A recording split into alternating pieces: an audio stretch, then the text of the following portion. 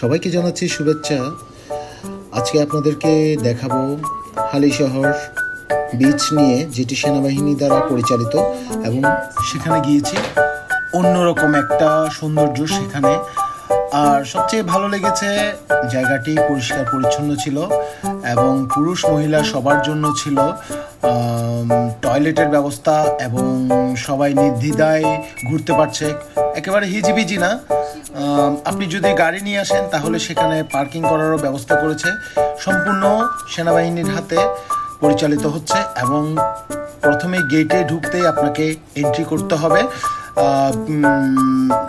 20 টাকা দিয়ে আপনাকে এন্ট্রি করতে হবে, এবং যদি আপনার নিজস্ব কোনো গাড়ি থাকে সেটার জন্য আলাদা টাকা দিতে হবে। যাই হোক, আমরা বন্ধুরা মিলে গিয়েছিলাম। আমার চট্টগ্রামের মধ্যে বলতে গেলে খুব ভালো একটা জায়গা, যেখানে আপনি আপনার ফ্যামিলিকে নিয়ে 2-3 ঘন্টা সময় অনায়াসে কাটাতে পারবেন। যদি আপনার বাচ্চা থাকে সেক্ষেত্রে অনেক ভালোভাবে থাকবে, অনেক ভালো ঘুরবে, দৌড়াদৌড়ি করবে, ছুটোছুটি করবে, এবং জায়গাটি মাঠটি ছিল একটা মাঠের মতো, অনেক সুন্দর। আমরা যখন গিয়েছিলাম তখন একটু পানি ছিল, মানে অনেকটা বৃষ্টি পড়েছিল। তার আগের দিন একটু ভেজা ভেজা ছিল, তো তেমন কোনো বড় সমস্যা হয়নি। সবাই খুব নিঃসন্দেহে হাঁটাচলা করতে পারছে, এবং সেখান থেকে দাঁড়িয়ে আপনি সমুদ্র উপভোগ করতে পারবেন, এবং চারিদিকে ঘোরাঘুরি করতে পারবেন। আপনি আপনার পরিবারের সাথে নিশ্চিন্তে এক জায়গায় বসতে পারবেন। ও হ্যাঁ, এখানে আবার বসার জন্য তারা চেয়ারও করে দিয়েছে, যেখানে বসে আপনি কিছুক্ষণ সময় কাটাতে পারবেন, নদীর দৃশ্য, সমুদ্রের দৃশ্য দেখতে পারবেন। এবং এখানে আরও একটি ব্যবস্থা আছে, আপনি চাইলে নৌকা ভাড়া নিতে পারেন, এবং বাচ্চাদের জন্য খেলার একটি জোন রয়েছে, যেটা খুবই ভালো লেগেছে, এবং এটি সম্পূর্ণ ফ্রি।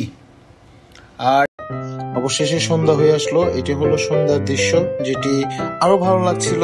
মনে হচ্ছিল আরো কিছুক্ষণ এখানে দাঁড়িয়ে থাকি বা এখানে বসে আড্ডা মারি। আসলে কিন্তু সেটি সম্ভব নয়, কারণ এখানে সেনাবাহিনীর একটা নির্দিষ্ট নিয়ম কানুন রয়েছে, সেটা আমাদের মানতেই হবে। 7:30টার মধ্যে সবাইকে বের হয়ে যাওয়ার জন্য তারা অনুরোধ জানানো। সেটা ছিল খুব ভদ্র এবং মার্জিত ভাষায়। যারা পর্যটক ছিল তারাও বের হয়ে যাচ্ছিল, আমরাও বের হওয়ার জন্য প্রস্তুতি নিচ্ছিলাম। সেই সন্ধ্যার দৃশ্যগুলো অনেক সুন্দর লাগছিল আমার। আসলে দুপাশ থেকে দেখতে অন্যরকম একটা অনুভূতি।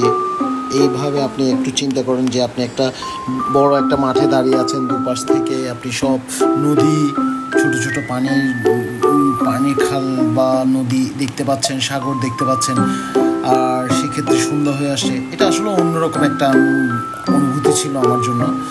তো আপনারাও আসবেন, আপনারাও আসলে বুঝতে পারবেন জায়গাটা কত সুন্দর। অবশেষে রাত 8টায় আমরা বাড়ির উদ্দেশ্যে রওনা দিই আমাদের গাড়িতে করে। আর আমার এই ভিডিও যদি আপনাদের ভালো লেগে থাকে তাহলে সাবস্ক্রাইব করবেন, একটা লাইক ও কমেন্ট দিয়ে আমাকে পরবর্তী ভিডিওর জন্য অনুপ্রাণিত করবেন। ধন্যবাদ।